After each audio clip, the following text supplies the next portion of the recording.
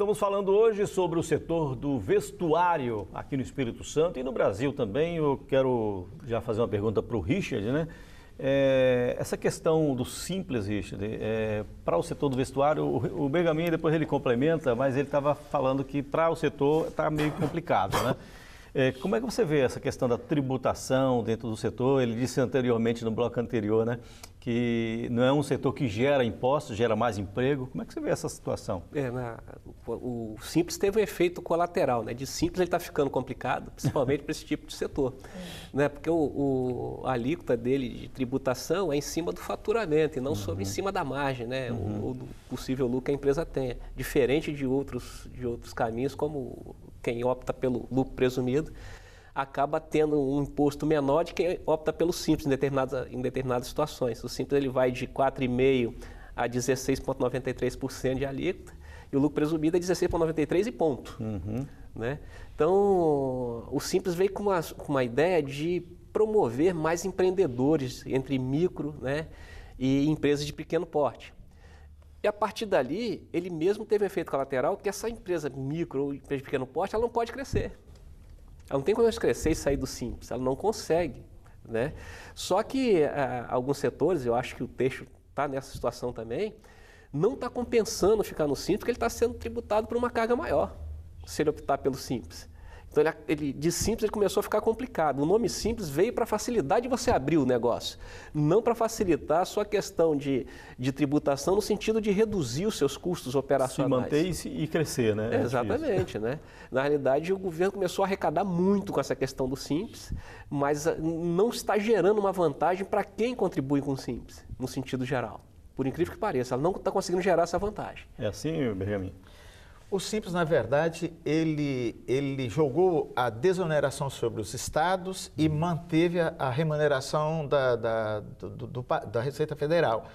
Isso faz com que os estados contribuem muito e o país contribui pouco. Eu acho que o Simples precisa novamente redimensionar a cesta de contribuições que está contida ali.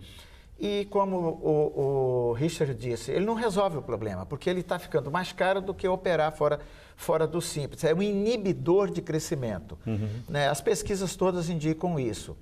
A situação da guerra fiscal, a tributação brasileira, as condições para se trabalhar, a legislação trabalhista para uma micro e pequena empresa, ser exigido dele a mesma forma de se organizar e de prestar as informações de uma grande empresa, é um absurdo, é um absurdo. Nós sabemos que economias fracas, de setores fracos, até na própria Europa, que transferiu a sua produção toda para a Ásia, dispensou os empregos mais simples, transferiu seus empregos mais simples, hoje vivem com taxa de desemprego acima de 20%. Espanha, Itália, Grécia e Portugal. Países muito desenvolvidos como a Alemanha e Inglaterra sobrevivem, outros não. Nós não podemos nos dar o luxo de onerar o trabalho de uma micro e pequena empresa. Ela cumpre no Brasil um papel social de extrema importância. Isso precisa ser preservado e protegido a qualquer custo. Pensar em tributação desses setores significa cada vez mais jogadas na vala da insustentabilidade, da porta fechada, do desemprego e do litígio trabalhista. O micro e o pequeno são os maiores geradores de emprego do país. Entendeu? E complicar a vida deles no sistema tributário e com essa burocracia que já está no DNA do sistema empresarial brasileiro, através dos governos, né, nessa situação, inibe essa geração de emprego. Aí nós vamos sofrer mais, porque nós dependemos dele, do setor de micro e pequena empresa, para gerar mais emprego e fazer essa roda girar. Por isso que a gente está sofrendo mais em relação aos países industrializados. A solução imediata e a longo prazo seria o quê? Uma reforma tributária, não tenha dúvida. Entendeu? O Brasil paga muito imposto sem retorno. A função do imposto é para que essa taxa seja revertida em benefício para a coletividade, para a sociedade. E ela não é revertida. Entendeu? O país tem uma infraestrutura muito cara que deveria ser barateada justamente pelo recolhimento desses impostos. Então não existe uma distribuição de renda nesse imposto que possa trazer esse benefício de infraestrutura e assim baixar o custo do mercado empreendedor. E dessa forma gerar mais emprego e renda e fazer o país crescer cada vez mais economicamente. Isso não acontece. Quer dizer, a gente sabe qual é o problema, mas parece que tem alguma coisa, uma força extraterrestre que inibe da política se reformar para que isso seja beneficiado. A gente não tem explicação para isso. Vontade política, né? A gente sabe qual é o sistema, né? Porque o cenário ele é dividido no setor de política, que determina a regra do jogo, a economia, se ela vai bem ou mal, e a sociedade, se vai ficar feliz ou triste. Então, a política decide, a economia assume, né, a operação do sistema e a sociedade vai saber se vai ficar feliz ou não. Então, se a política é ruim, a economia é ruim, a sociedade vai ficar triste. E vice-versa. Esse ambiente travado do Brasil, né, do carimbo, da burocracia, do cartório, ela é interessante para muitos e por isso era mais difícil do país ser modernizado. Nós somos um país isolados, achamos que aqui é a ilha da fantasia e, na verdade, nos calibramos no desenvolvimento pelo consumo, que deu nisso que nós estamos vivendo agora. O Brasil precisa se modernizar, precisa se inserir, precisa participar do mercado global. Nessas condições que nós estamos aqui, isolados e travados e burocraticamente, na verdade, nós estamos controlando tudo e não vamos controlar tudo de nada, porque cada vez mais, né, os nossos índices se depreciam. No vestuário, nós precisamos criar arranjos produtivos completamente incentivados em regiões menos desenvolvidas do Espírito Santo, para que essa indústria mantenha, retenha e dê emprego e renda àquelas pessoas das pequenas cidades. Isso é urgente. Qualificar o setor para o design é fundamental para que a gente possa ser mais competitivo. Como eu disse, nós somos um estado pequeno que sabemos e produzimos bom. Nós precisamos vender para fora, precisamos ser estimulados para isso. Aliás, o senhor falou aí da questão de levar para outras regiões. Hoje o setor de vestuário está presente mais onde? Ecolatina, aqui na Grande Vitória, ali na Glória, né? Essa indústria mais seriada que produz para grandes redes está mais colocada em Linhares. A indústria do jeans, que ela é muito robusta, está na região mais noroeste de Colatina e São Gabriel da Palha. Aqui na Grande Vitória nós temos essa moda mais praiana, mais leve, que nasce a partir do surfwear, da tendência do surfwear. Cachoeiro do Itapemirim nós temos uma roupa mais alfaiataria, uma roupa mais social. Hoje vocês são subdivididos de que formas? Assim, porque tem setor de tecelagem, confecção, alfaiataria, hoje Na verdade, nós falamos do calçado, né? Que o Espírito Santo... O calçado também faz parte, o calçado, né? É do setor. Nós temos aqui em Vitória uma empresa que é líder mundial na fabricação de calçadinhos de criança.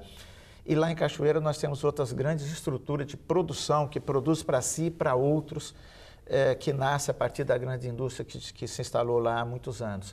Ok, você viu, né, Richard, esse mosaico, né? A gente estava até esquecendo a questão dos calçados, né? É grande esse mosaico. É grande, mas um dos grandes fatores, das variáveis que interferem no setor positivo ou negativamente, é o câmbio, né? O José Carlos pode confirmar isso. O que atrapalhou muito o setor, além da crise interna econômica, é a situação da questão cambial, da variação cambial, né? Com um dólar baixo, isso comprometeu ainda mais o setor do vestuário, principalmente o capixaba, né? Trabalhando com a tendência de exportação. Você vê aí que a China detém na indústria têxtil 50% do mercado mundial e da de vestuário ela detém 47%. Abaixo dela o pessoal começa a vir com 2%, 1%, para você ver o tamanho como a China compromete qualquer setor e qualquer economia, principalmente o vestuário. Com essa questão agora da desvalorização do real, deu um certo fôlego, né, inicial para a indústria, principalmente a indústria capixaba, começar a se recuperar, a indústria têxtil, né, e pensar agora em outras vias, né, principalmente a exportação. Ela nos deu a possibilidade de ser mais competitivo internacional, mas nós estamos precisando de estímulo e apoio para adquirir tecnologia, adquirir equipamento que ficou muito mais caro. É isso aí. A gente falou um pouco aqui do setor, das dificuldades, falamos também da criatividade do setor do vestuário.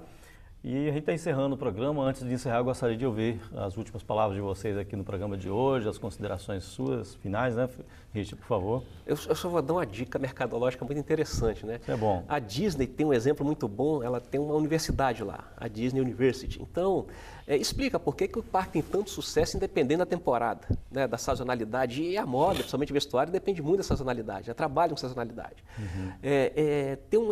Acho que já não tem mais, há uns anos atrás, tinha uma estrutura lá chamada Leslie Bay, o nome dela.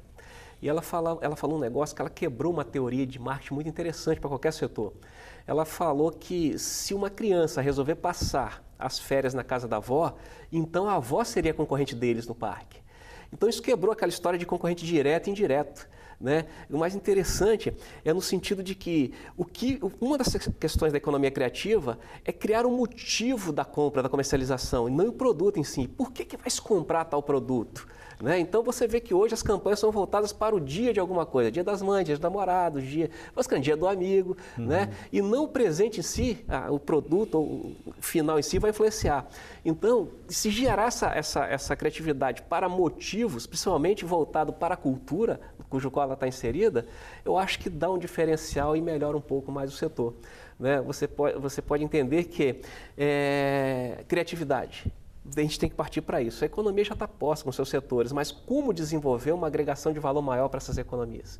Esse que seria o recado. Vamos motivar o cliente, né, Richard? Muito obrigado pela sua participação hoje aqui. José Carlos Bergamin, suas últimas considerações. Fazer mais do mesmo não dá mais, né? Então, no caso do vestuário, nós temos que provocar e gerar emoções, emoções gera desejo, desejo gera consumo. É nessa direção que nós temos que ir e temos que trabalhar.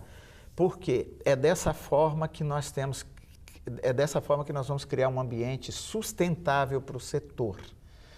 E com isso, oportunidades como essa de estar no seu programa, divulgar o setor, falar do setor, ouvir o que o Richard disse, especialmente no exemplo da Disney, é interessante, nos fortalece, consolida o pensamento que é nesse caminho que nós vamos seguir e vamos seguir. Se não dá para ir de salto alto, porque a saia tem sido muito justa, a gente põe uma rasteirinha. Mas a nossa rasteirinha nunca pode ser simples. Ela tem que continuar sendo emocionante. E vamos caminhando. Ok. Muito legal a alusão que você fez aí com o vestuário, né? A situação que vocês estão passando hoje. Muito obrigado, José Carlos Bergamin, também, pela sua presença aqui. Agradeço a presença de vocês dois hoje no programa Oportunidades. Agradeço também a audiência sua, telespectador. E semana que vem a gente volta com outro assunto. Até lá!